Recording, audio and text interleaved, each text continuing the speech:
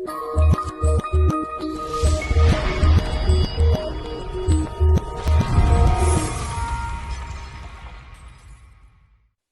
right, guys. My name is Juan.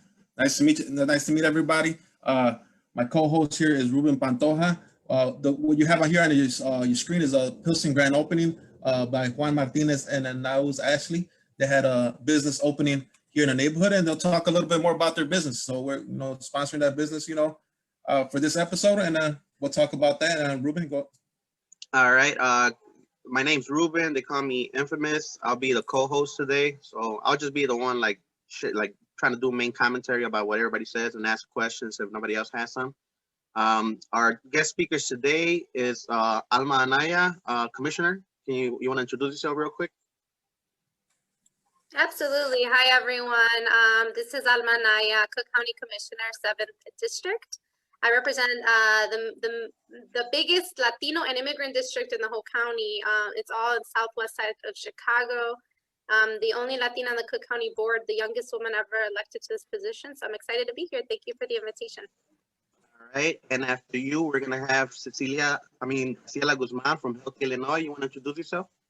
Hi, good evening, everyone. I'm Graciela Guzman, and I'm campaign director at Healthy Illinois.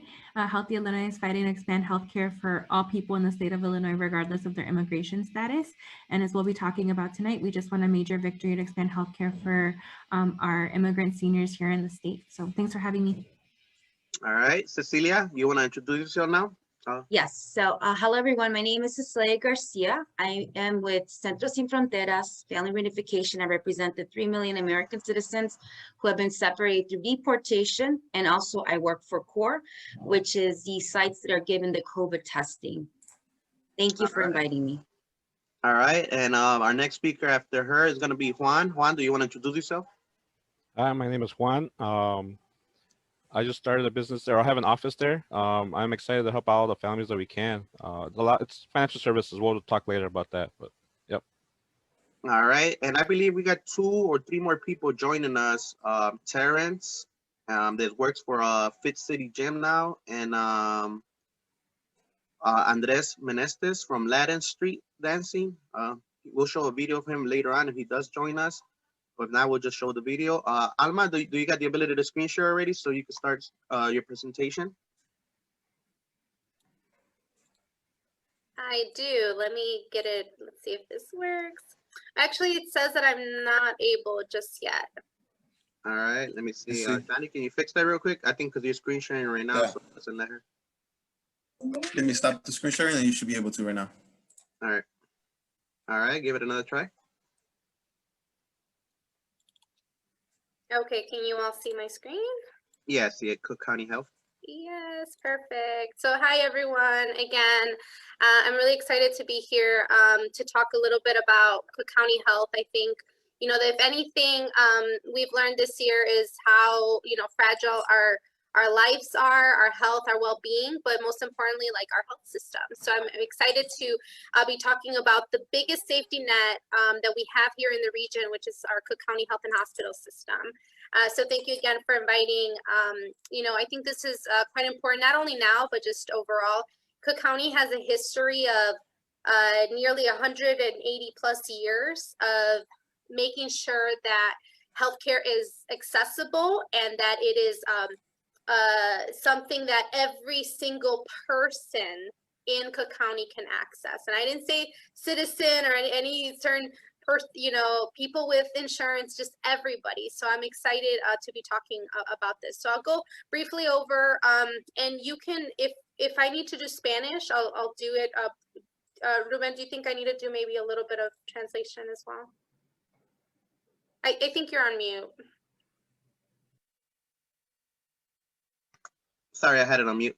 Yeah, you could read it in English and then just translate it in Spanish while you do it really quick. Yeah, sure. So our mission, our budget, which is over $6 billion, is primarily has two functions: our health and hospital system, and then our criminal justice system. So healthcare is the biggest bucket because, again, we have a mission to make sure that we deliver integrated healthcare services with dignity and respect, regardless of the person's ability to pay. So again, we do not turn anybody away, regardless of their immigration status, whether they have insurance, whether they can pay or not. And I think that this is important. Again, because there's oftentimes a lot of our communities, especially communities of color, especially immigrant communities, don't have access or ability to go to a clinic and actually have services. So Cook County has made it a mission for, like I mentioned, 180 plus years. So we do and promote and protect physical, mental, and social well-being of the people of Cook County. So brevemente en español, me llamo Alma, soy comisionada del condado de Cook y estoy hoy aquí para hablar un poco sobre el sistema del condado de Cook. Específicamente cuando estamos hablando de cuestiones de salud. So, nosotros hemos tenido una misión de más de 180 años para ayudar a cualquier persona que venga a nuestras clínicas, nuestros hospitales, y nosotros no discriminamos a cualquier persona que venga para salud. Allí les vamos a poder dar salud y no importa si pueden pagar o no.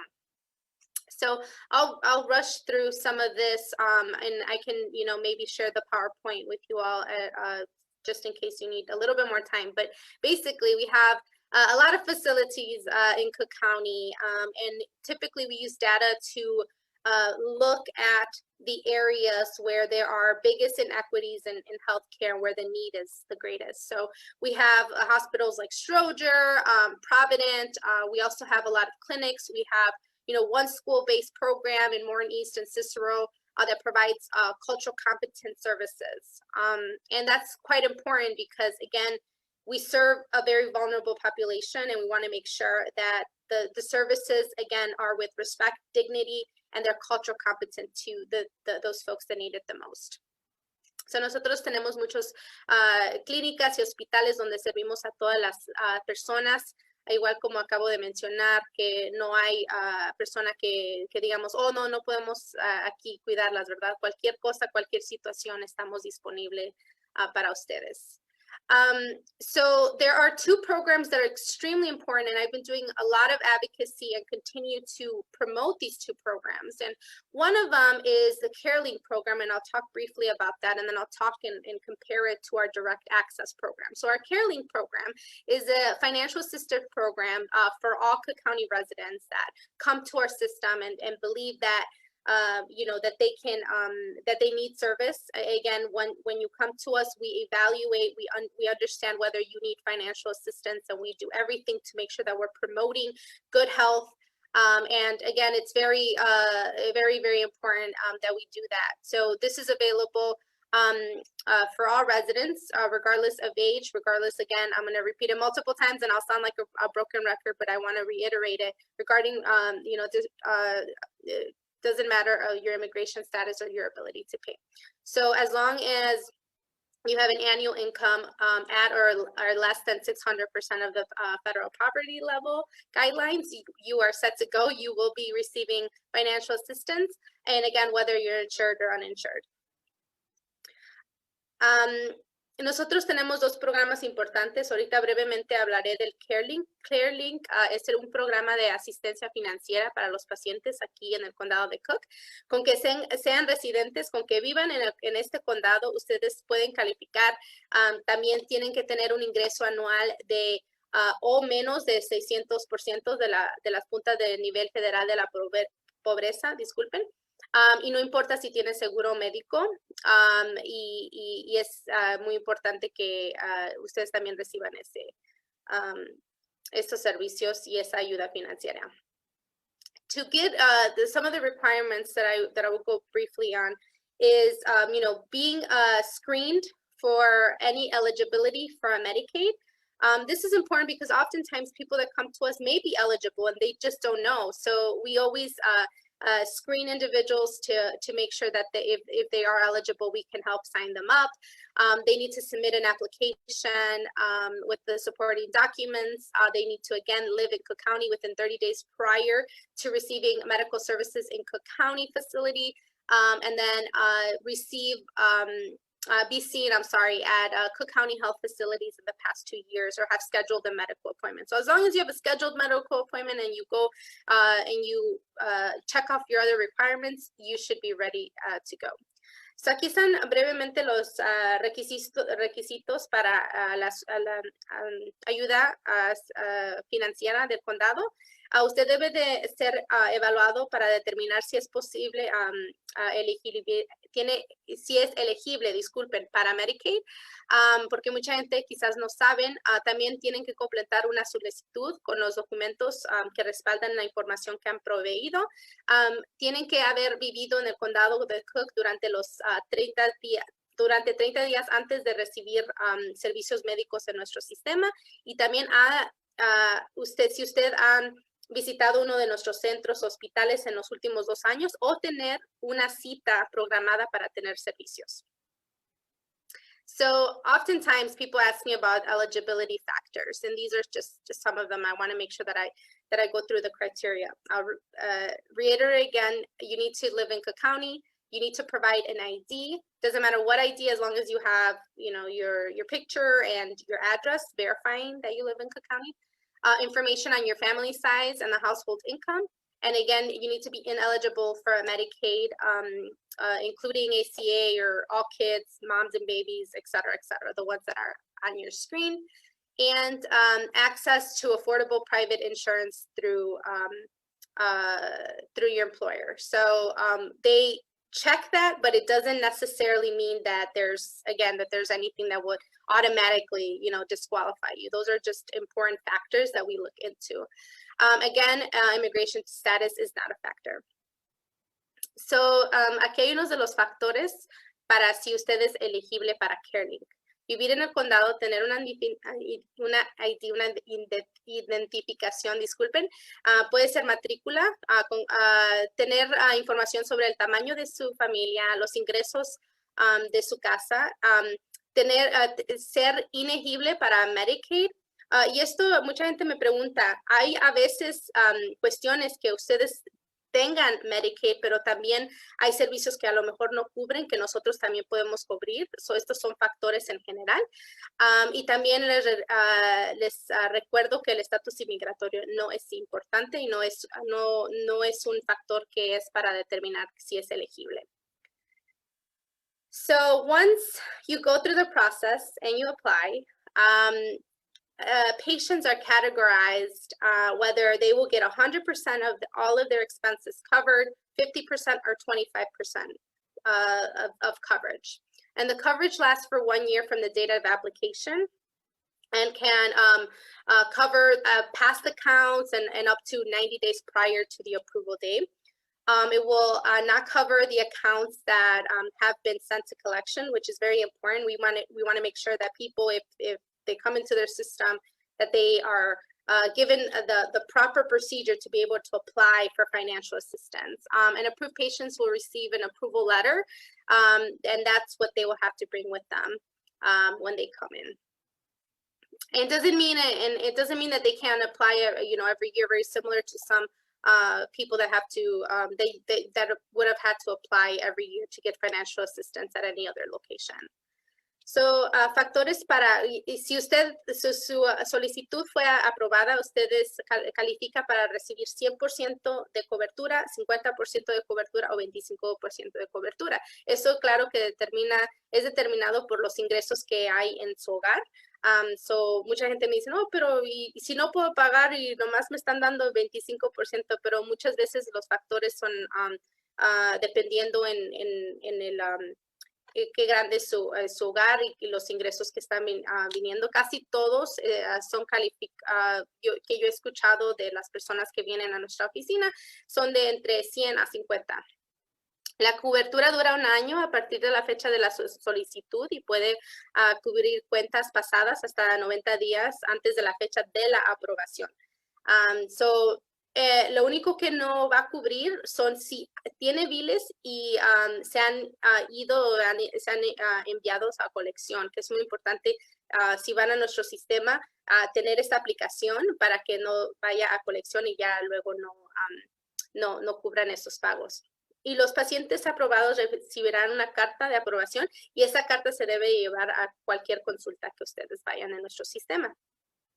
Entonces, this is a very valuable information. This is where you get customer service and assistance for applying and also to schedule an appointment.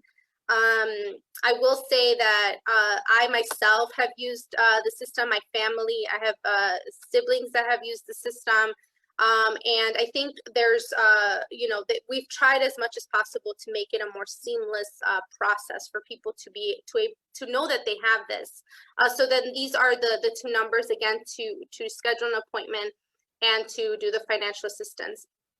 I am going to add on here. I don't have it directly in this PowerPoint, but the second program that I briefly mentioned in the beginning, the direct access program, is very similar to these requirements, but it is for people who are undocumented or do not qualify for Medicaid.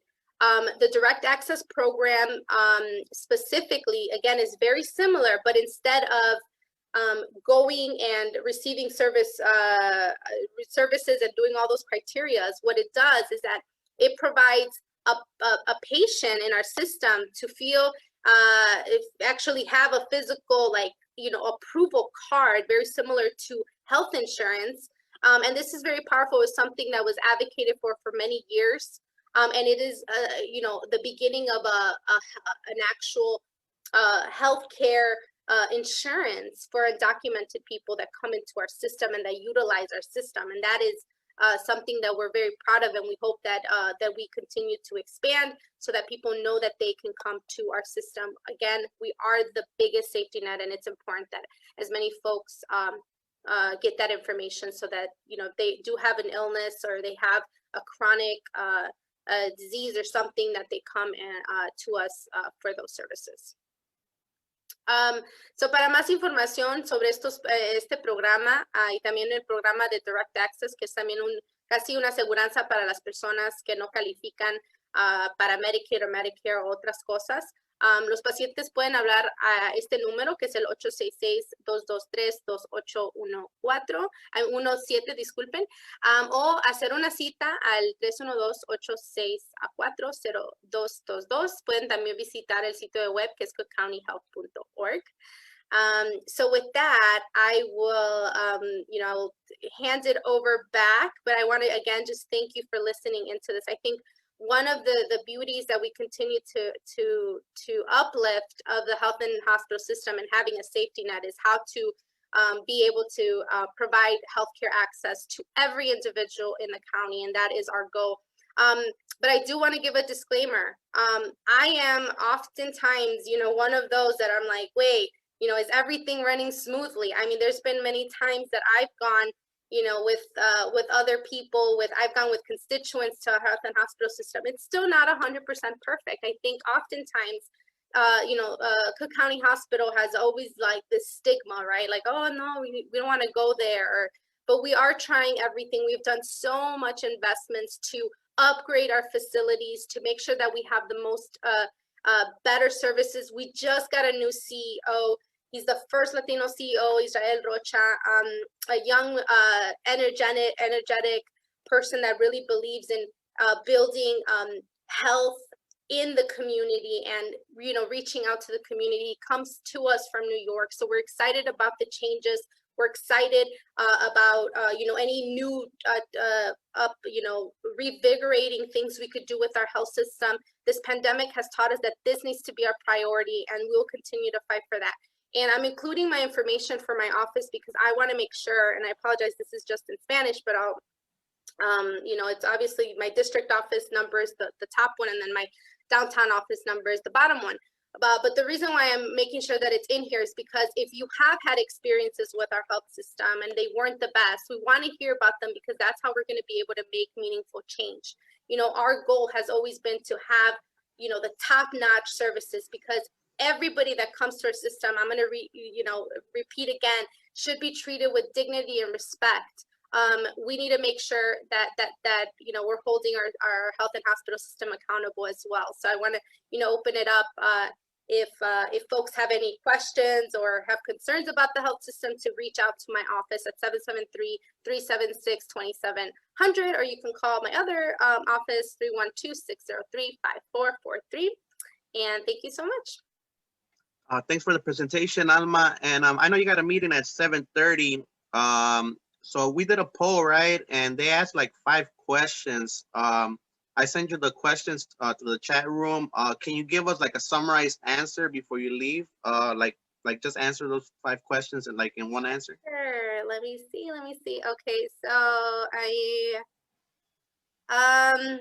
it says, what is your goal?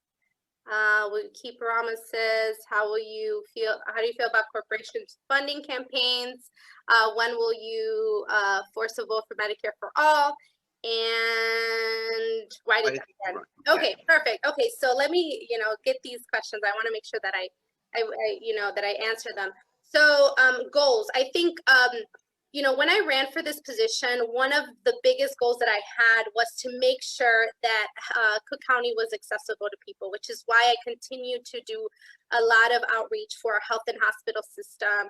I continue to be very critical. I think the best way to get things done and to make sure that they're working for the communities and the people that we represent is to be as critical as possible. So my goal is to do that. And I think that's something that I hold very close to my heart. I work a lot with my colleagues to make sure that we're achieving our goals.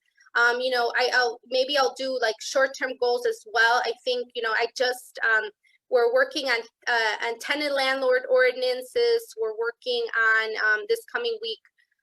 We are introducing an immigration resolution. We're urging the Biden administration to hold, their promises to the immigrant community. And I'd love to, share that project with you all as well. We've been working with some organizations. It's been a project of a few months, actually. I know a group like Cecilia and others had reached out originally. So we're working on that, and we're good.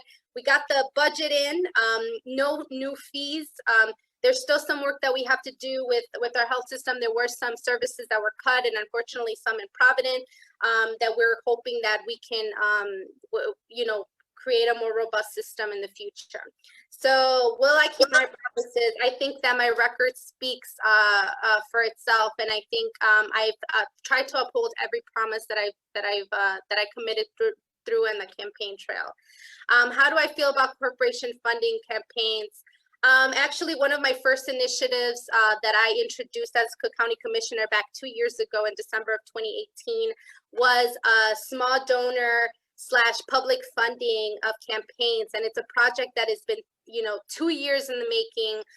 We do need state legislation passed, and I'm working with some of the colleagues in the state of Illinois to be able to pass that. So in Cook County, we can have publicly funded campaigns. I think that that's going to be really important, so that people have the ability to fundraise, from public funds, and we'll have that available. When will you force a vote on Medicare for all? We did a vote on Medicare for all in Cook County last year, so we got that one checked out. I did in collaboration. I think the original sponsor was Commissioner Brandon Johnson. I was a co-sponsor on that, and we're really excited. I think Cook County Health continues to uplift that and make sure that our system, like I mentioned many times during my presentation, that we take that very that Medicare for all model to some extent in our jurisdiction, and in whatever we can in our system, and we take it true, and we try to make sure that everybody has access to mental health. To mental health, to just general healthcare access. That's a priority for sure in Cook County. And why did I run? I think one of the things that I often share with me, I was undocumented. So, I know I didn't have enough time to really do an at-length introduction, but I was undocumented for 11 years of my life. So I think when I came into government, I used to really be passionate about it, because you deal with two very important things. Number one, you're talking about and you're dealing with policy. You are a policy maker in so many aspects, whether it's internal policy to be able to, help anybody that comes to us because they need our help in whatever we do at the county. And being able to mold that so that it works for the people is extremely important to me. And number two is the type of outreach and the direct impact that you do with constituent services. So, I talk a lot about that because as a kid and even as a young adult, I always felt so voiceless. I was undocumented. I felt and I knew that the government was just not there for me, that it wasn't working for me, that the government was just not something that an entity that I or my family could rely on, and I think that once I was able to have and understand through either advocacy or working, in county government, I felt very passionate about continuing that. I felt very passionate about finding my voice, but most importantly, helping others in my community find that voice and really represent that and understand that government can work for you. It takes a lot of work and it takes a lot of internally, it's very difficult. But I think ultimately that was one of my biggest passions. It was about finding a voice within myself and the understanding that I needed to help others as well. And I think that's why I ran, because I knew Cook County was such an underrated level of government, extremely underrated, yet it creates, the biggest safety net in healthcare, but also our criminal justice system, especially now that we're talking about, what needs to happen with our with our criminal system and how we should change how we think about it and how we should invest in our communities, invest in our people, instead of criminalize and overly criminalize people instead. So I think that there's a lot of reasons, but those are the main reasons on my end.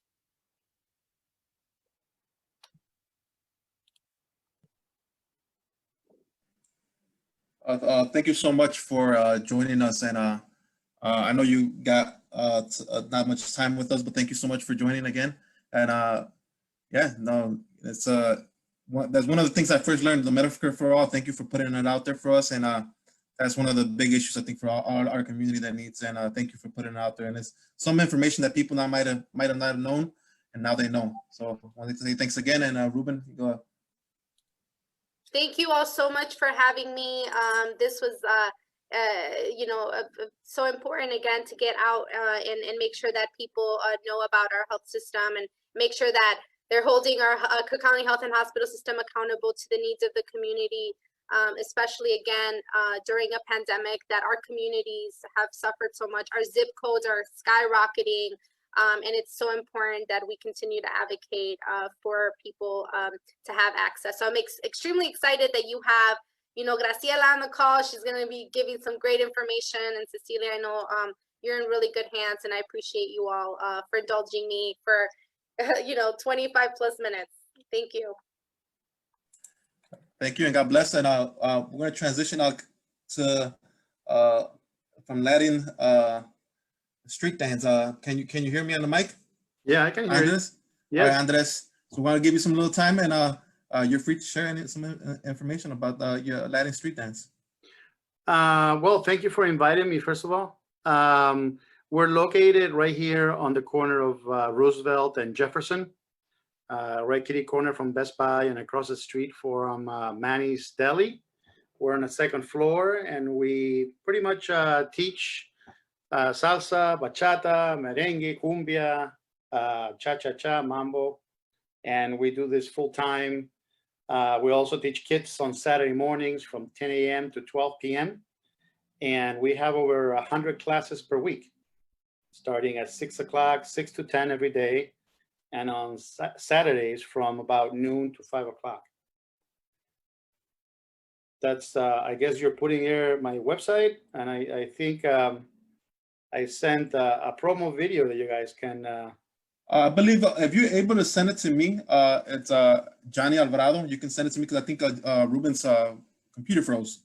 When you get a chance, you can just speak a little bit more about Latin street dance, and then you can send it to me if you get a chance.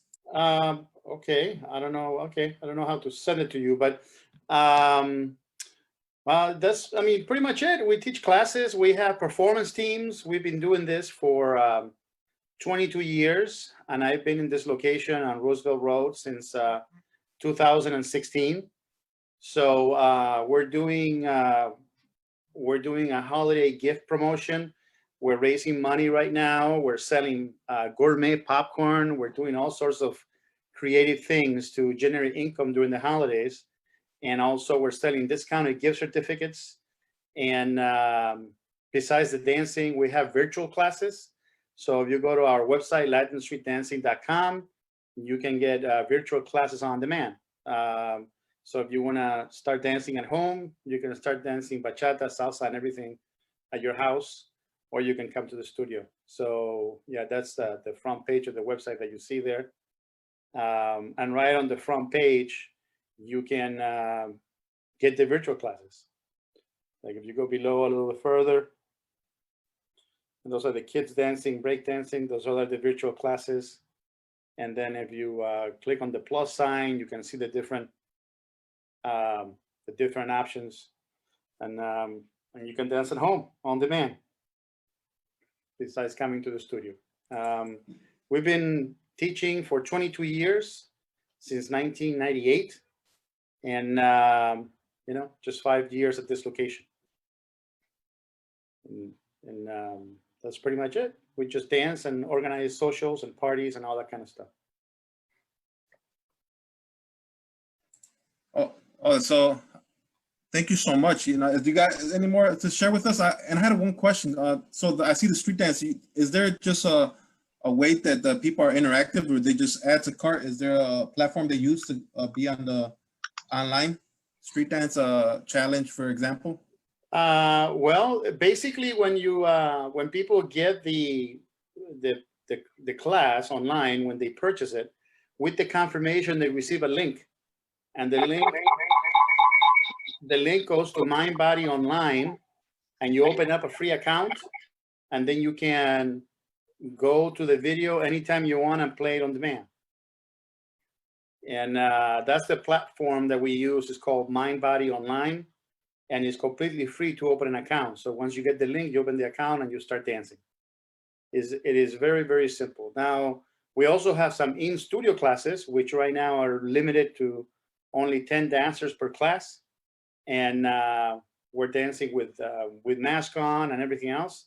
So there's very few people. There's never more than 10 people per class here at the studio.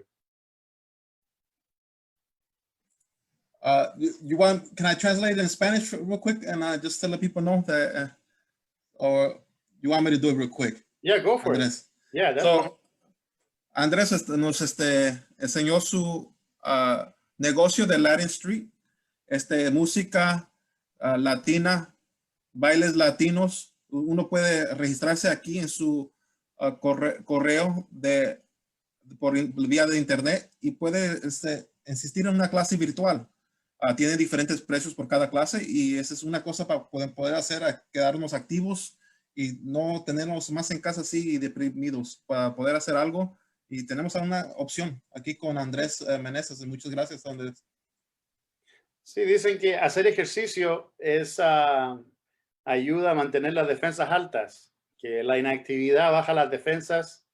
Usualmente cuando yo estoy muy ocupado nunca me enfermo, y cuando me desocupo me dedico a descansar, es cuando uno se enferma muchas veces. Así que ayuda a mantener las defensas altas, a mantener el ejercicio. Oh. Yeah, Andrés, ahorita voy a enseñar el video que me habías mandado. A ver, pero me trato de hacerlo. Okay. Oh, déjaselo mando a Johnny. Johnny, I sent it to you through a messenger. Can you put it real quick?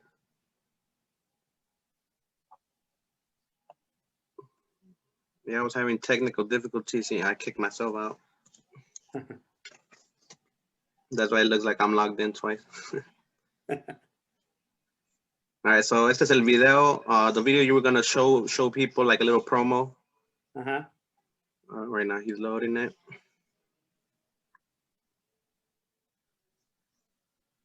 Aquí en este video muestra el estudio y todo eso.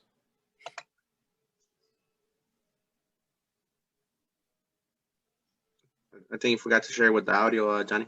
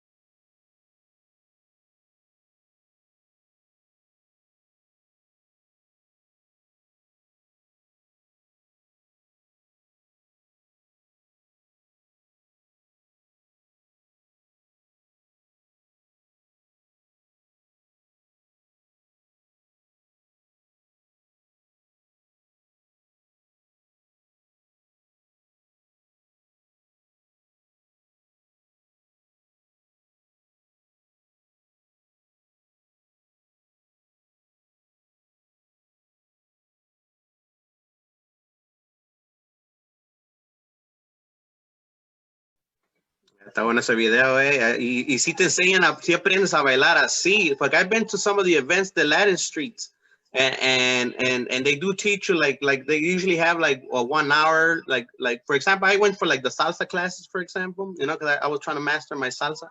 You know? And you do find willing partners right there that will like dance with you, because that's what they're trying to do. They're trying to show you what they learn and practice what, you know what I'm saying, like help you like sharpen up, and they don't make fun of you. Like for people who are probably like, nah, they'll probably like say I suck at dancing or something.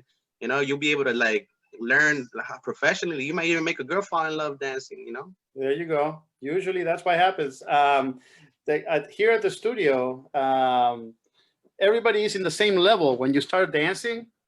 So what they find that is really helpful is that everybody that needs help, they're all in the same boat. So everybody dances, learns at the same time, especially if they join a particular class on a particular day. And people that don't know how to dance is the whole point why they come. So when you're in a class, nobody is really that good unless they're in a different level or whatever.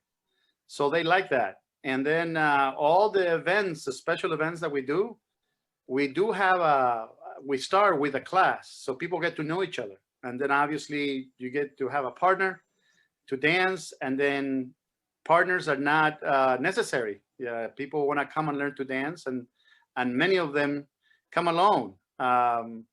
Some of the funny things is that they decide to come after they lost a girlfriend because they don't know how to dance. So yeah, like I had a bad experience. Oh, sorry to cut you off, but like I had a bad experience where every time I'm in the club and they start playing cumbia, I don't know how to dance cumbia, right? Man, it's always the short guys that know how to dance cumbia, and right away, like they'll take away my girl. Like, can I dance with your girl? I'll be like, yeah, go ahead. And I swear to God, I do not see my girl for like a whole hour because she's like busy on the dance floor. Yeah, el feo el que está bailando. Hey, you know, I can't judge him. Like, no, porque está short doesn't mean he's ugly, you know? Like, it's just like, I don't know, because I guess it's like a traditional thing, like a cultural thing, you know, like the people, like they tend to be short, the ones that know how to dance. I don't know if it's because like the height thing has something to do with it, but they know how to move a little bit better, you know? I don't know if it's a height thing. I think it's more like a family thing. But yeah, the interesting part is that social dancing, to learn to social dance is something that started in the United States. People way back used to go dance swing and rock and roll and all that stuff. In South America, going to go learn to dance a social dance is more difficult. And usually it is a family tradition if people dance or not. And most of the good dancing couples in South America are brother and sister, because you can't go to a place and just dance with anybody culturally. But in the United States, that was more accepted way back. So the phenomenon of Latin dancing right now in the United States is a little mix of the two, where you can go social dance, kind of like a sport and for fun and just dance. but you're doing it with Latin music, which in many countries cannot be done. So it was just more of a, if your family danced, then you dance. If your family didn't dance, then you're gonna be very difficult to learn, something new. So that's the benefit that we have, I guess, here in Chicago or in New York or in the United States, that you can actually go out and learn to dance salsa, which many years ago it was not possible. And like right now during the pandemic, since like most things are virtual by recommendation and by force, like what is your opinion? Like how are you teaching classes right now online? Like how are you doing it since you can't really be in groups like that? Well, virtually we're doing virtual classes, and most of the virtual classes are, our footwork classes, and then some people are quarantining as couples. So we do have we teach couples to dance virtually. I've also been hired to do some Zoom lessons for group private, some groups that call and they want to get they want to do an event or something like that. Most recently, we did the Dead Ball Gala at the Mexican Museum of Art, and we did a virtual class at the museum and for their members. So, and we taught them a few cumbia steps or whatever. So it's a little rather difficult. We were open a little bit with a minimum amount of people per class, with 10 members per class, and we have masks on and stuff like that. So we are social dancing right now, but not many people are coming, and the ones that are, we have masks and we wash our hands or whatever, hand sanitize after each partner or whatever it is. So we do that all the time.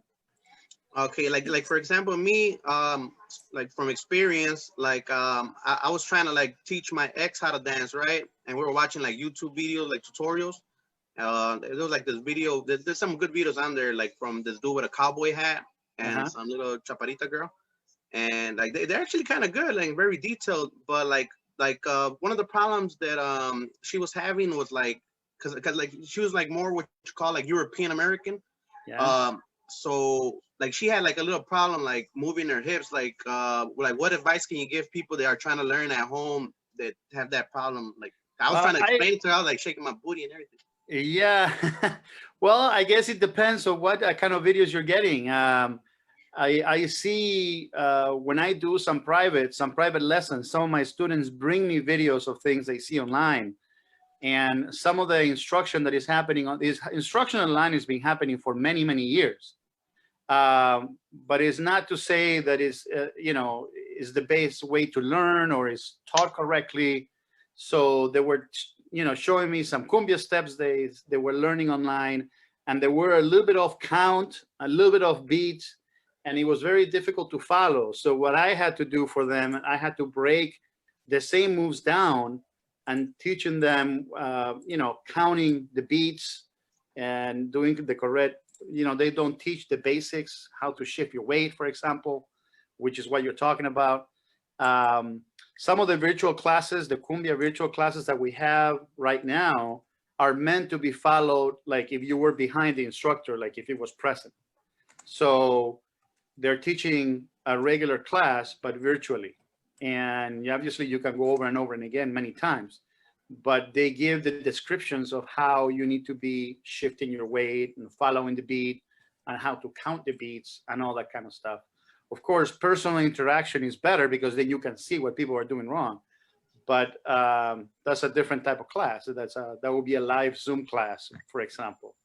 But there is a ton of videos out there, and not all of them explain how to do it to the actual counts that they're supposed to be. The moves are great. Some of the moves that I've seen on video are great, but you just have to like break them down to be able to teach them better. No, can you hear me? So I want to say thank you so much for having your that place where people can go and social distance and have a good time and dance, and not only dance, be healthy.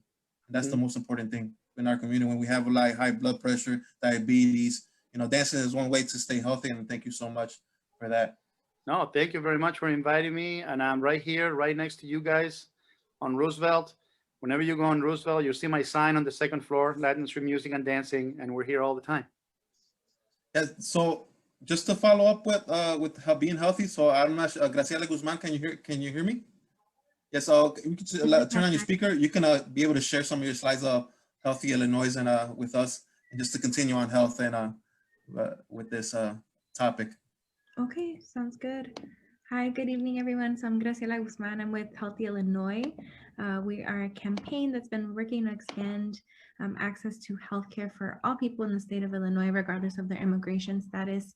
So I'm about to share a presentation on a new program that just got started here at the top of the month, the first of the month, that is expanding access to healthcare for immigrant seniors with low income. So I'll get started, and I'm just going to briefly toggle over into Spanish. So, hola, buenas noches. Soy Graciela Guzmán y soy directora de la campaña Healthy Illinois.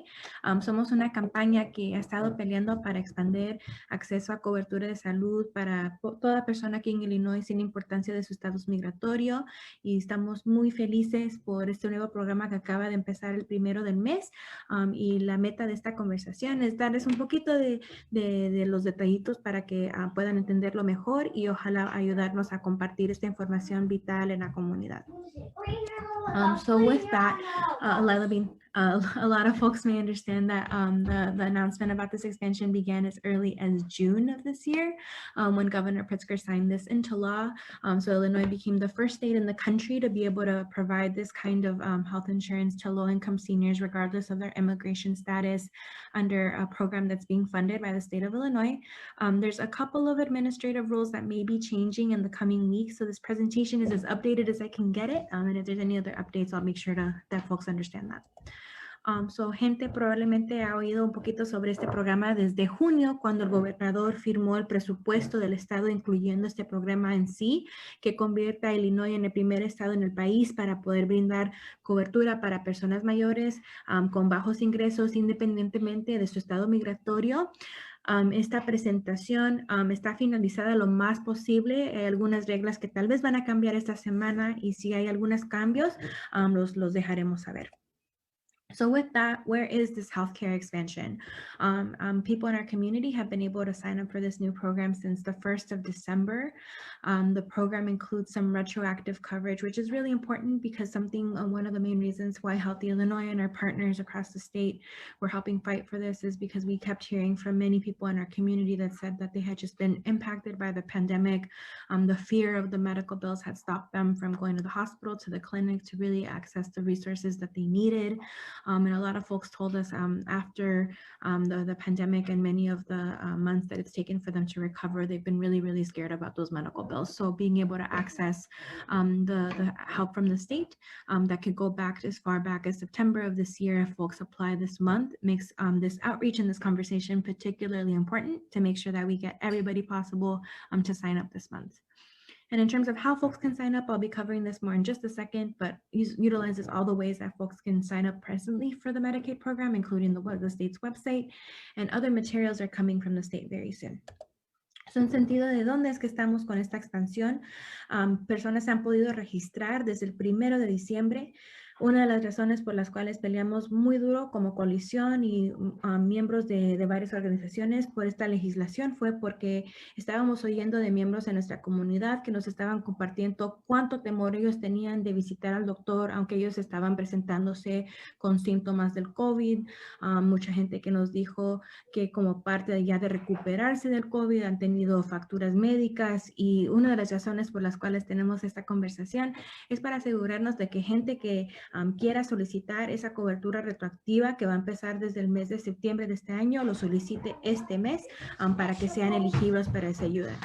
Y lo vamos a discutir un poquito más en un segundo, pero como gente se podrá inscribir, es utilizando todos los métodos que se usan para inscribirse en el programa de la tarjeta médica, el Medicaid en este momento, incluyendo el sitio web del estado, y materiales van a venir del estado próximamente. In terms of who is eligible for this program, who can sign up, the person must be age 65 or over, not be eligible for Medicare or Medicaid in the present, and also can have one of the following immigration statuses. So they can be undocumented, or they can have another immigration status that just hasn't allowed them to gain access to coverage, and more specifically Medicaid, including someone who maybe has had their legal permanent residency, their green card, but hasn't had it for 5 years just yet, or somebody who has temporary protected status, TPS, but hasn't met that 1 year waiting period just yet. Other requirements include living in the state of Illinois, and you do that by showing proof of a house or a lease or utility bills, and you'll hear this often. We're going to suggest that folks connect with trusted local help in the community, because we've heard in particular that a lot of folks have had issues proving that they live in Illinois. Maybe they don't have a piece of mail or utility, something that shows their name and their address, and there's ways to work around that, but we definitely want folks to not feel like they can't apply just because they don't have the proof. Fifth of these is that you should have a household income that is at or below 100% of the federal poverty line. And we heard Commissioner Anaya really briefly mention the federal poverty line, and a lot of folks ask us, like, where did this come from? Like, who's telling us what our income should be? So the federal government tells us what this line is in order to be able to qualify for programs. And so 100% of the federal poverty line we're giving to you here on this little grid. And sometimes it's easier to think about your annual income. So for example, for a family of one, just a single person, 12,760 is what 100% of the federal poverty line looks like. And for a married couple, about $17,240 per year. But that being said, the state actually looks at the monthly income to be able to decide if you qualify or not. So 100% of the federal poverty line there is about $1,063 if you're single, $1,437 per month if you're married. And the big thing to just remember here, I won't talk too much about it, is that a lot of folks tell us, I'm just slightly over. Does that mean that I really can't apply, that there's nothing that I can do? And we encourage folks, especially if you have medical bills, anything that you've been spending, like things like for your prescriptions, your visits, those kinds of things, that you especially apply with the help of someone, because by including those bills as a part of your application, you might actually qualify for this program despite having income that is just slightly over that 100% of the federal poverty line. So just something you'll want to flag with somebody. And lastly, as a part of this program, there is an asset test. So they can look at your bank accounts, whether you own property, other things like that. And that's presently being suspended because of the pandemic. But we expect that at some point in the next year or so, once the state lifts and the federal government lifts the state of the pandemic, that might come back to this program. Y en sentido de quién es elegible para este programa, requisitos de esta nueva expansión son que la persona debe de tener 65 años de edad o más, no puede ser elegible o tener el Medicare o el programa del Medicaid tradicional, y puede tener uno de los siguientes estados migratorios. Puede ser indocumentado o puede tener algún estado migratorio, pero tal vez no ha cumplido con ese periodo de espera para poder calificar por la tarjeta médica tradicional. Y esto podría incluir una persona que tal vez tenga la residencia permanente, su tarjeta verde, pero no ha cumplido con los 5 años de espera, o alguien que tenga el estatus de protección temporal, el TPS, pero no ha cumplido con ese año de espera para poder calificar de nuevo por el Medicaid tradicional, pero de nuevo podrán calificar bajo este nuevo programa de la expansión. Otros requisitos incluye que la persona debe vivir en el estado de Illinois. Esto se hace al comprobar, por ejemplo, que esa persona tiene contrato de arrendamiento, que tiene casa, alguna factura de servicios públicos. Y mucha gente en otras charlas nos han dicho que han tenido muchísima dificultad, que tal vez no tienen correo o facturas, algo que demuestre su nombre y correo. Y van a oírlo varias veces en esta presentación cortita, cuánto sugerimos que gente busque ayuda confiada en la comunidad para que les ayuden, porque en particular organizaciones les pueden ayudar a poder cumplir este requisito para que no tengan la duda de no solicitar. Quinto de los requisitos es que deben tener un ingreso familiar igual o menos al 100% de la línea de pobreza federal. Y oyeron a la comisionadora, esta línea es una guía que es dada por el gobierno federal que nos dice para cuáles programas familias podrían ser elegibles. Y para darles el sentido del 100% de la línea de pobreza, aquí en la tabla a la mano izquierda les damos la cantidad analizada. Entonces, para una persona soltera, más o menos unos 12,700 al año. Para una pareja, 7,200 al año. Pero siendo así, el gobierno del estado de Illinois utiliza las cifra mensual para verificar si esa persona va a calificar. Entonces, la cantidad que tenemos que tener o estar menos de para poder calificar para una persona soltera son como más o menos 1,000 y pico, para una pareja unos 1,400 al mes. Y final de los requisitos, una prueba de bienes, donde significa que el estado de Illinois puede ver, por ejemplo, si una persona tiene cuentas bancarias, si ellos tienen bienes como propiedades, otras cosas en su nombre. Al momento esa prueba está siendo suspendida por la pandemia, pero en un futuro, ya que el gobierno federal levante ese periodo de pandemia, esta prueba va a volver a este programa. And a pretty common question that we're getting in the community right now is like, what does this expansion cover? So really important to note here is that it's really, really similar to other programs that the state has, most notably a program for the aged and blind and disabled, which means that people don't pay a monthly payment. They're not making payments when they go visit the doctor or specialist or other services. And out of all of the covered services, I think we get the most questions about, is dental covered, is vision covered, and is my prescription covered? And yes to all of those three things.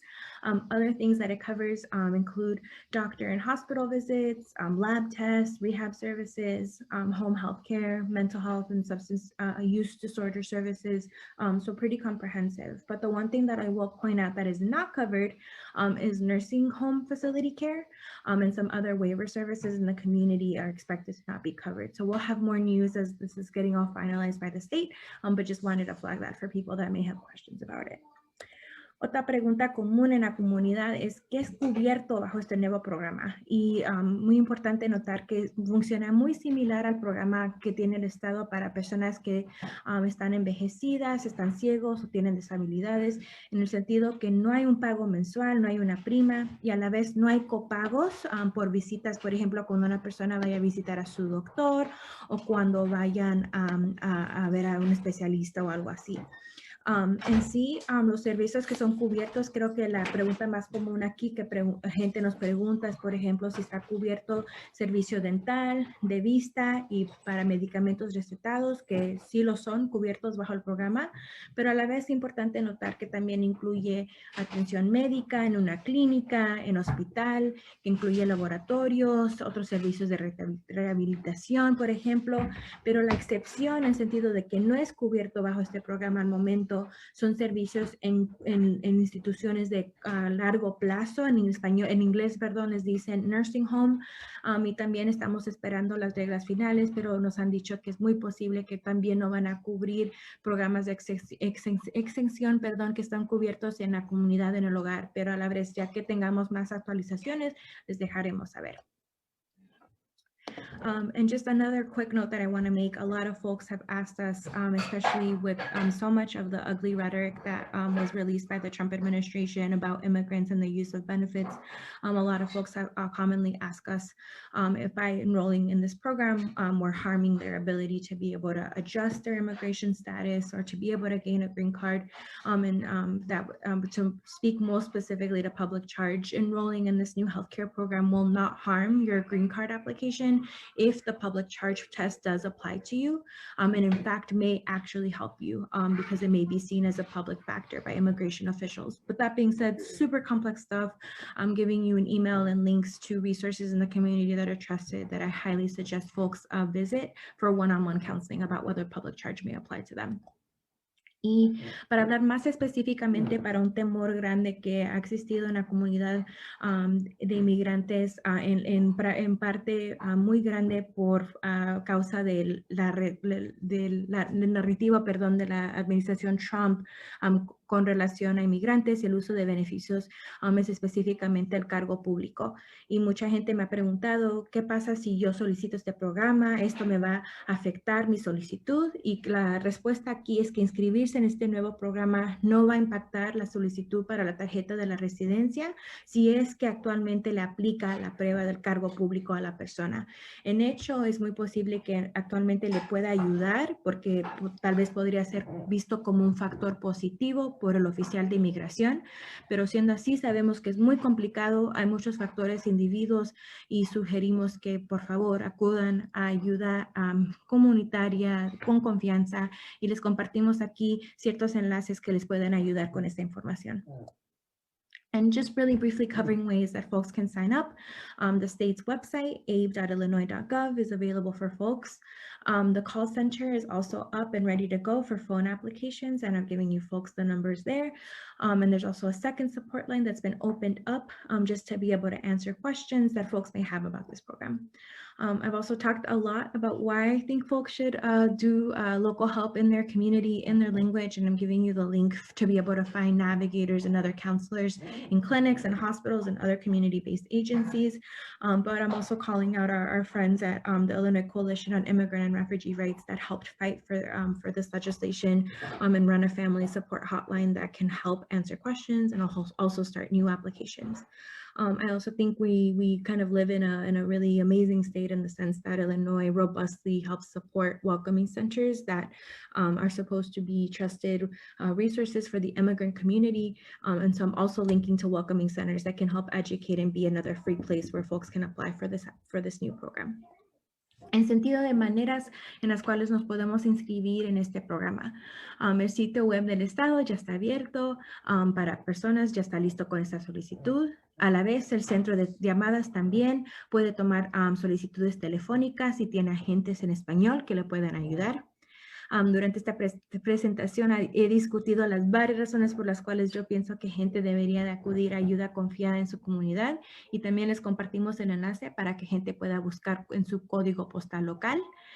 Y a la vez quiero darle un enfoque a una de nuestras organizaciones comunitarias con las cuales trabajamos, la Coalición de Illinois para Refugiados y otros inmigrantes, ICER, que tiene una línea de apoyo que no solo ayuda con preguntas, pero también a iniciar nuevas solicitudes. Y finales, vivimos en un estado muy especial en el sentido que Illinois da apoyo a ciertas organizaciones que son confiadas para trabajar con la comunidad inmigrante. Les dicen centros de bienvenida que también pueden ayudarle a entender esta solicitud y también ayudarle a solicitar este servicio. Y también les compartimos el enlace para que puedan ver la lista completa de estas organizaciones. And lastly, I just want to encourage folks, if you're not already following Healthy Illinois on Facebook and on Twitter, it's one of the best ways to, one, help us spread the message, trusted information about how folks can sign up. We're starting a new campaign to be able to myth break some of the common questions that we've been getting from folks across the 10 days that this program has been up and going, or 12 days, sorry. So highly encouraging folks to follow us there. Y nomás quería dar un anuncio final que si ya no nos están siguiendo en las redes sociales por Facebook o por Twitter, es una de las maneras mejores en las cuales nos pueden ayudar a compartir esta información vitalmente en la comunidad y a la vez recibir actualizaciones. Entonces, sugiero que nos sigan. And with that, I'm leaving up just my contact information. If folks have any questions, I think I'll say that for many of us at the campaign, we're really, really proud of this work, but we also know that it's only just step one. We're really, really committed to making sure that like everyone in the community that should be hearing about this program is out there hearing about it from as many people as possible. So thank you for sitting through this presentation and hoping folks can help us spread the word. We're also looking forward to like round 2 of this work where we come back for everybody else in 2021. So stay tuned for more updates. Y con eso les dejo mi información. Si gente tiene pregunta, otros deseos, me pueden contactar aquí. Creo que puedo hablar por la coalición al decir que estamos muy felices por este trabajo y la victoria que pudimos ganar juntos, pero a la vez solo sabemos que es un paso inicio en el sentido que es muy importante que todos en nuestra comunidad entiendan este programa y que le puedan tomar ventaja. A la vez la coalición va a volver para la segunda ronda de este trabajo donde continuamos peleando para el resto de Illinois. Entonces síganos para recibir más actualizaciones, y con eso voy a parar de compartir mi pantalla y ver si hay preguntas o otros resúmenes que yo puedo dar con esta información. All right, Graciela, I just have one question, and then I'll let Johnny transition to our next speaker. So ICIR, for those that don't know, it's Illinois Coalition for Immigrant and Refugees. That's they're the organization behind this campaign, right? So Healthy Illinois is more of a campaign than organization. Healthy Illinois and ICER are 2 separate campaigns and organizations. So they're actually like a very, very important partner for Healthy Illinois, but Healthy Illinois is an independent campaign from ICER. Okay, that's what I wanted to clear up, just so people, like, because most people are going to see the presentation, see their hotline number, and I don't want them to, like, But I think at the same time, it's important to note that, you know, because they have such a robust hotline that answers so many questions, like they're well resourced to be able to ask questions and help people get application help. So that's one of the big reasons we want to give them a nod. All right, thank you for answering that question. Go ahead, Johnny. So yeah, I want to say thank you again, Graciela. So I know the main goal is Medicare for all for Cook County, and you kind of touched about that it's not over. That the second round you're going to go for the rest of Illinois. So I thank you for that. So I know some people, oh, why only 65 and older, and it's sometimes you got to take concessions, and they're still going to fight for it. They're going to keep fighting, and hopefully we do achieve that Medicare for all. And thank you so much again, Graciela. So I want to follow up here with Cecilia Garcia. She's from CORE, and she's going to talk about a little bit about her organization and what she's got going on. Hi, everyone. Thank you, Ruben, for inviting me. So yes, my name is Cecilia Garcia, and I work right now at CORE, which is one of the sites at Marie Salcedo School, at the elementary school, where we do the COVID testing Monday through Friday. But before I became a CORE employer, I am an activist, a human rights defender. And it was based on the fact that my husband was deported 8 years ago. So when we, you know, as an American citizen, I always thought I had that privilege of because, you know, I was born here, I could change the status, but I found out later that that was not the case. If anything, this pandemic has brought, exposed was that, you know, what we've all known, that the people of color are most vulnerable. It wasn't something that the mayor or the governor said, oh, let's open up a site, you know, and test people for free. No, it was through our advocacy, through demanding we have these places to have available for our people of color, especially people who are undocumented, because when they had the stimulus relief, the people that were not eligible for that were taxpayers, which is the ITIN number, people who pay taxes, who are undocumented, yet they were not eligible for this relief. So they called our church line, and I'm from Lincoln United Methodist Church, asking, you know, what can they do? How you know, how are they going to survive? Their restaurant closed. So then what we did was do the COVID packages, where we facilitated COVID packages with food, had them delivered, or they could come and pick them up. Also provided PPE gear, which was antibiotic lotion, gloves, and a mask. We linked up with Reverend Jesse Jackson through the Rainbow Coalition, and they reached out to Sean Penn, which is from CORE. CORE is a community organized relief effort, which was funded by when Haiti was devastated by the tsunami. So with his relief efforts, they were able to provide us with these facilities. They started in Georgia, then they came to Illinois, now it's in California. And in the beginning, we were only testing hundreds of people a day. And when Trump became COVID positive, it quadrupled in numbers. So we were testing about 1,000 people a day, about 5,000 a week. So, you know, we saw that our numbers have grown, and let's get real, COVID does not discriminate. It doesn't say, well, does this person have insurance? Does this person have, you know, is he documented or undocumented? No, COVID, anybody is susceptible to it. So I started off as a volunteer because I wanted to make sure that as a leader in our community, that they can trust coming to the site, that they weren't going to be chased because of their status, that, you know, that, and even I have people when they come in, they're trembling because they don't know how this test is. And it's an oral test. Everybody always thinks it's a no. So it's 72 hours, you get your results. It's very fast. It's less than a minute long. And I've been very fortunate to work with the community and, you know, have a safer and healthier community in you know, in our neighborhoods. So, you know, I can translate a little bit if you want me to. So mi nombre es Cecilia Garcia y yo ahora estoy trabajando en los sitios de COVID que está localizado en la escuela primaria que es Maria Elementary en la 24 y la Boulevard. Y yo empecé a través como voluntaria. Yo antes de ser una empleada de CORE, soy una activista, una defensora de los derechos humanos a través de mis circunstancias donde mi esposo fue deportado hace 8 años. Yo pensaba que era una americana privilegiada, que porque yo era nacida aquí, yo podía haber arreglado su estatus, pero después aprendí de que no era así. Y me abrió los ojos a las injusticias de nuestra comunidad.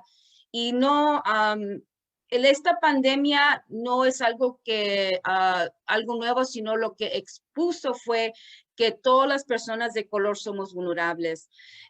No fue algo que dijo el gobernador o el alcalde, vamos a abrir estos sitios para darle pruebas gratis a la comunidad. No fue por nuestras exigencias, decir, ¿sabes qué? Nuestra gente necesita hacer estas pruebas, ¿cómo les vamos a ayudar? Muchas personas temían de hacerse la prueba porque pensaban que si salían positivos que los iban a deportar. Era un temor real. Entonces, nosotros abrimos junto con el reverendo Jesse Jackson.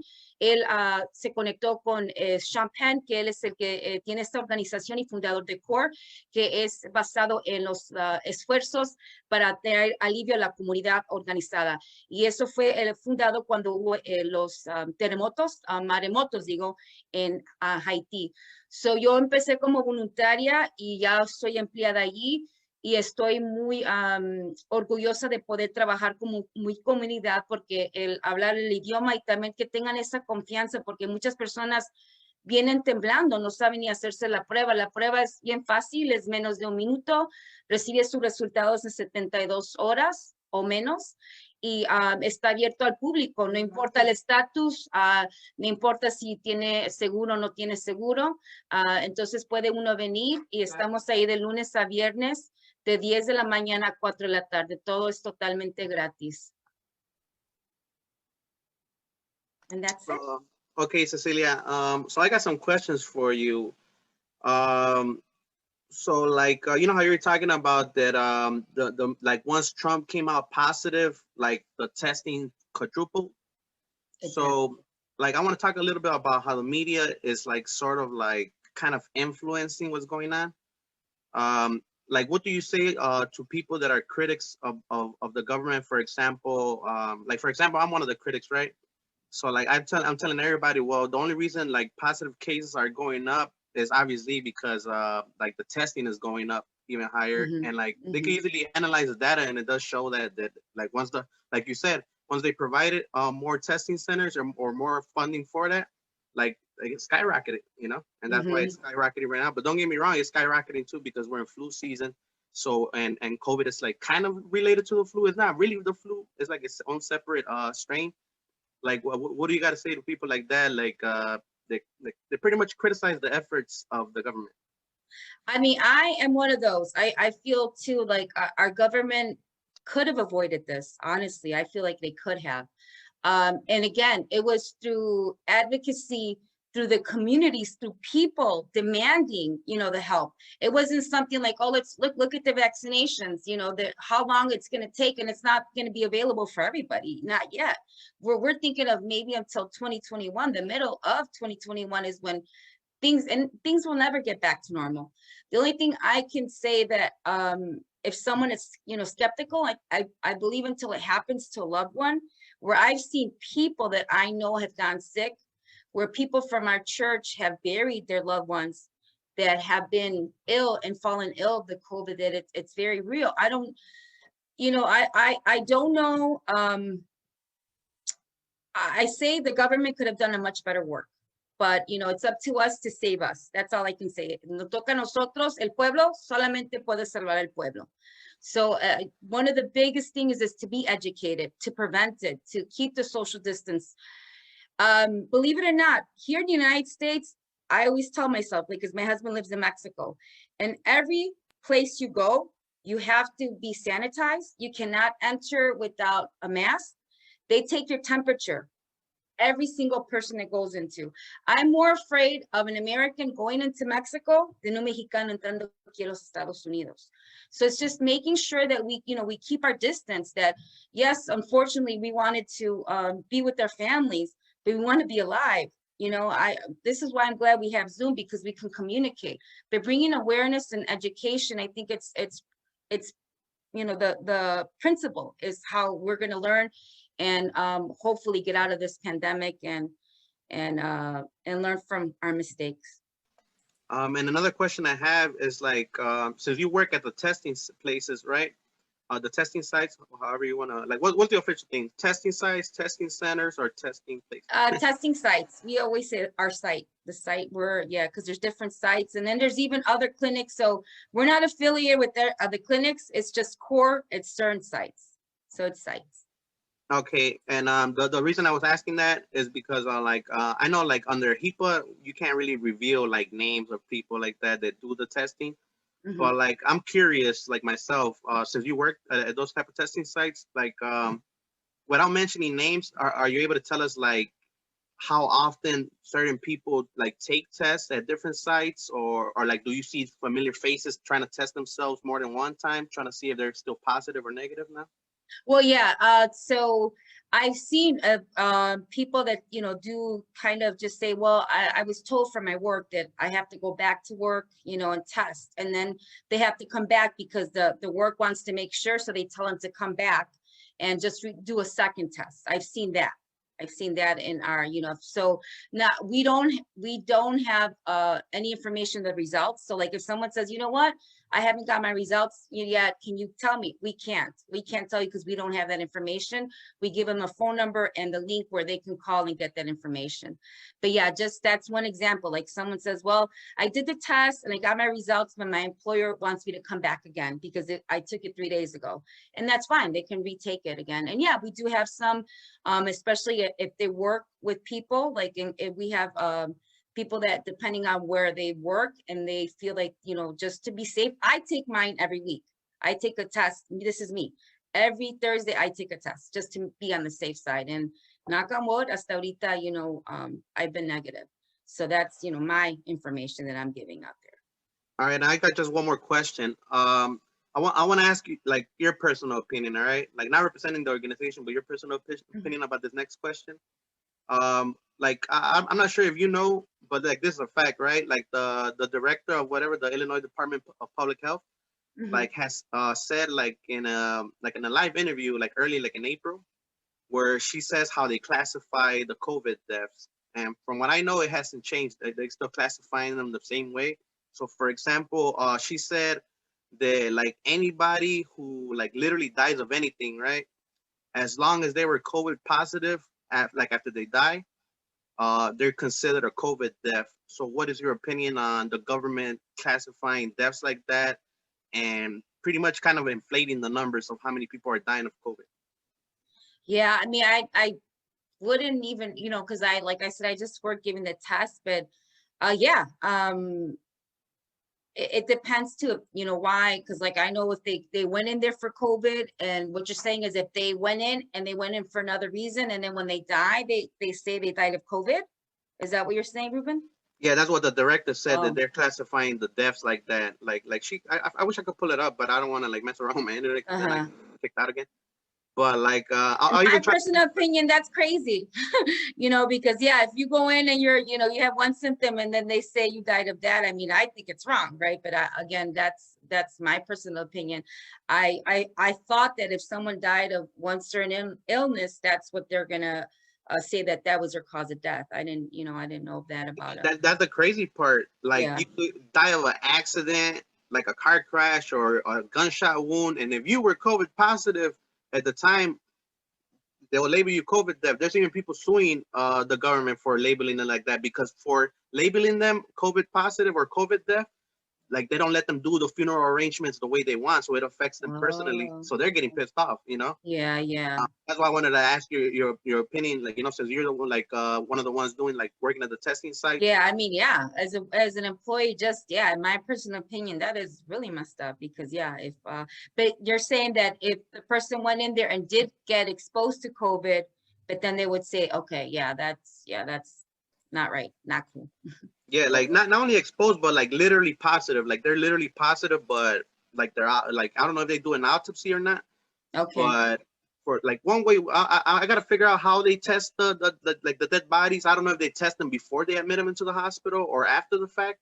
Okay. But like literally people that are dying from gunshot wounds. So like literally anybody you could think of, that like how there's murders every day in Chicago. So if one of those victims was COVID-19 positive at the time of death, boom, labeled COVID-19 death. So I wouldn't say because of he died because of the bullet, because he came out. Yeah, that's I mean, but that's I don't know if it's because they're overworked or I mean, to me, that just seems like they're just being lazy, ¿verdad? They're just like, okay, he died of COVID. Yeah, I mean, I would demand be like a full investigation. I don't want my loved one to be said that he died of COVID if it wasn't a fact. But that's my personal opinion. Cecilia, I want to thank you so much for answering some questions. Even believe it or not, even though you may seem something as far-fetched as Ruben's questions, there are people that actually believe that. And if we don't answer these questions, we're never going to get that clarity and that trust in our system. And I know you're doing something good in core, and something that I want to. Salcedo, is it still open? Is it what? Yeah. So yeah, I'm gonna get ready for work tomorrow. So Monday, and I sent a link. I don't know if it's in the chat. All we ask is if not to have anything to eat, drink, not even chew gum 20 minutes prior to testing. But they can register online. It's easier, but if they don't find any appointments, that's fine. They can walk in, we can register them the same day. It is helpful if they bring an ID, but if they don't have one, that's fine. But we take any government issued ID, even a high school ID. And it doesn't matter the status. If you're insured, underinsured, nothing, it's absolutely free.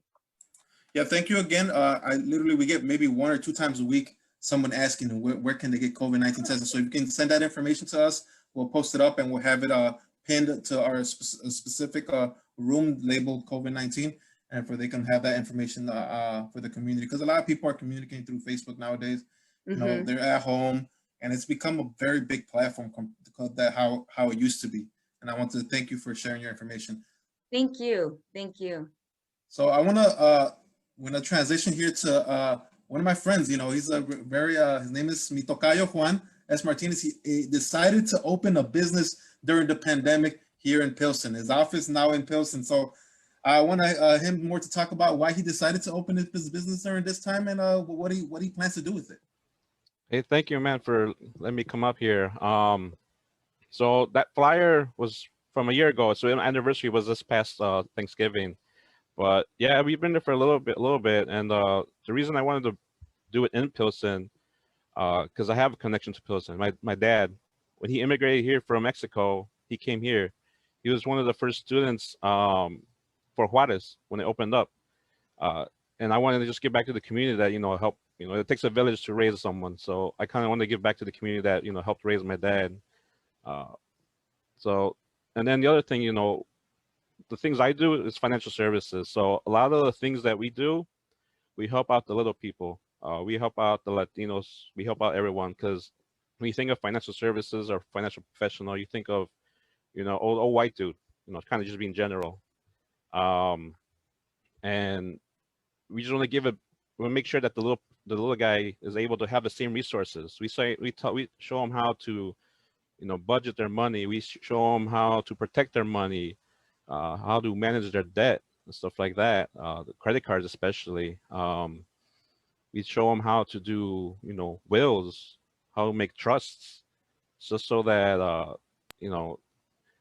I know I see some of the other episodes and you guys talk about generational stuff. And that's one thing, like a lot of the wealthy people are staying wealthy because it's a generational thing. They give the money back to their kids. It keeps going and growing. That money keeps growing. And like for Latinos, I mean, I don't know, at least for me, the ones I've seen are, they're a little stubborn when it comes to money. Like, oh, you don't talk about that. Like, it's a little taboo. It's under under the mattress, So we just want to show them, give them the same tools so we can level the playing field, because Latinos, I mean, they have a $1 trillion buying power in the U.S. right now. And every month, 66 I had it somewhere. I think it was 66,000 Latinos turn 18.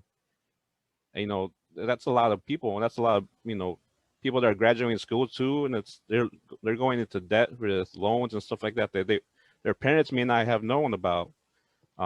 So we just want to be able to level the playing field for everyone so that you don't have any issues. The other thing is, I see a lot of GoFundMe pages going on, and I'm not like, it's good that people are trying to raise money for their loved ones that either have health issues or passed away.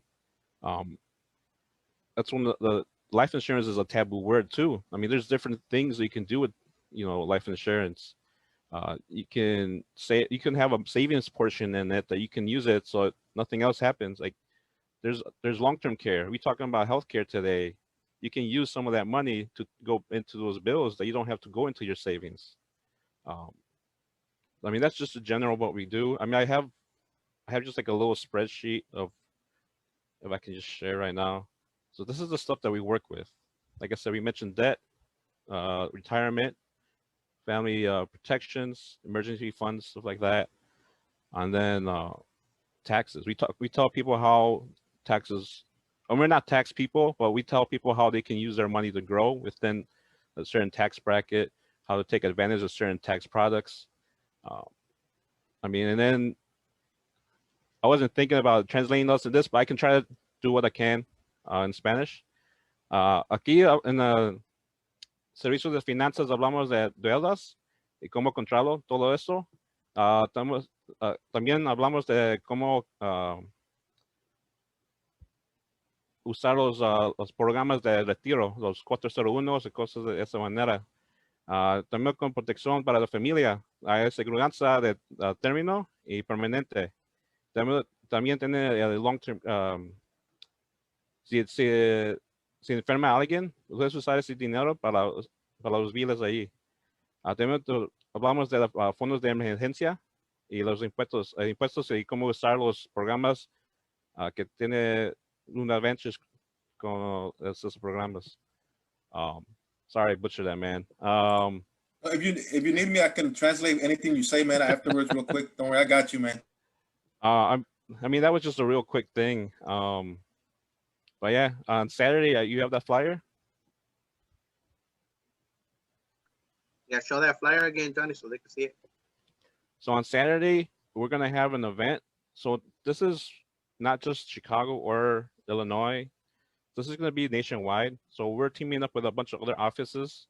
I'm just the branch in that in Pilsen. So we got people from Canada, we got people from California, we got people from Washington State, even people from Florida, all Latinos. This is gonna be a Spanish speaking event. So we're gonna teach them what we do. We're gonna talk about testimonies that people have about getting their finances in order. It's a breath of fresh air for some people because dealing with finances is like one of the number one killers. That, I mean, it's not the one number one killer, but it's one of the things that ruins a lot of people's lives. It could ruin a divorce. It can ruin a health issue. I mean, it could ruin someone's future. If there's a way for us to help them out and nip it in the bud, I mean, I'm willing to help them out with that. Everything that we do, which I didn't mention, is free for them. So if you're gonna help me translate that. Yeah, so aquí estamos, mi tocayo aquí, Juan Martínez, me andaba hablando sobre el cerrado del 2020 y una gran visión para 2021. Está involucrado no nomás son locales en Pilsen, tienen una oficina aquí, pero están en Canadá, en otros países. Y este sábado van a hablar de cómo conseguir la libertad financiera.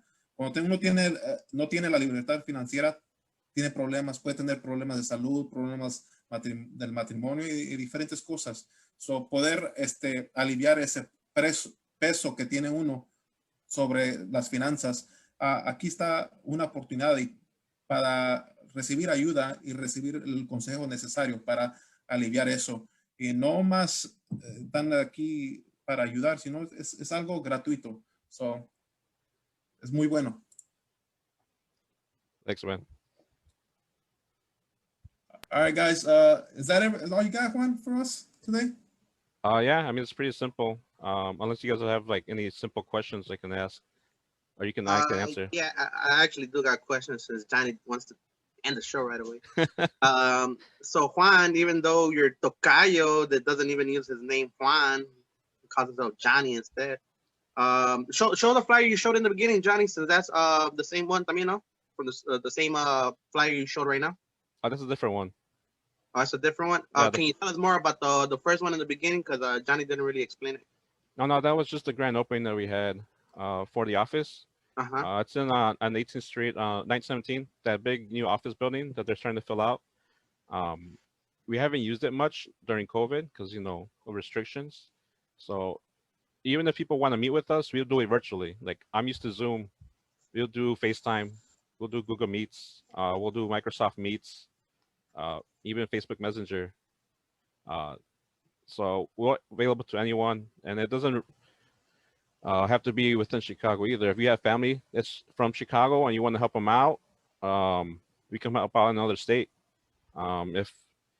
If they don't have a social security number, we deal with ITNs too. So we're available to everyone. Okay, and the only thing I gotta ask now is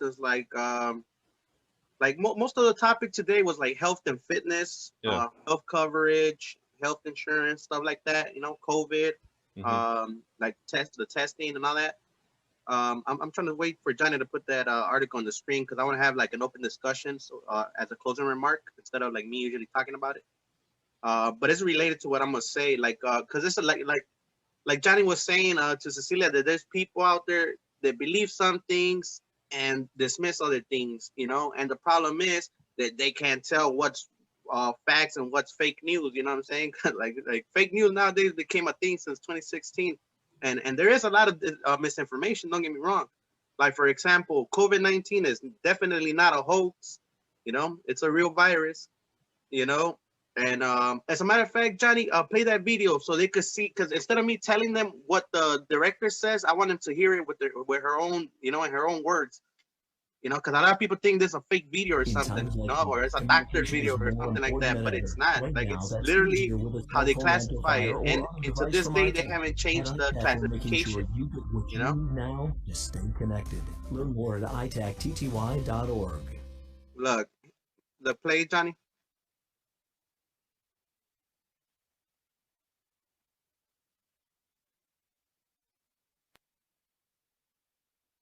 Rule someone an actual COVID death. It can be a little confusing. She says anyone who has COVID when they pass away will be included in that category. Dr. Garcia explained this does not mean the virus caused that death, but if someone does test positive for COVID before dying, that is classified a coronavirus fatality. You were in hospice and had already been given, you know, a few weeks to live, and then you also were found to have COVID, that would be counted as a COVID death. It means that even if you died of a clear alternate cause, but you had COVID at the same time, it's still listed as a COVID death. So everyone who's listed as a COVID death doesn't mean that that was the cause of the death, but they had COVID at the time of death. And Dr. Zike also said one of the health department's top priorities, of course, is continuing to best protect the most vulnerable and immunocompromised groups. Ruben, if you had this ready, you couldn't ask the question when you had it ready. See, but you confuse I mean, the people, problem Ruben. is that I had technical difficulties, but I just want people to see that the questions that I ask are not fake. You get me? Because like a lot of people think that I'm like some kind of conspiracy theorist or some shit, you know? But I'm not. I don't believe conspiracy theories myself. You get me? I like to fact check the shit out of people. We unbiased. We untapped. Yo, God. My neighborhood. Pilsen, Chicago. Little village. Profit plant. Yo, Elko. Yo, God, Chicago.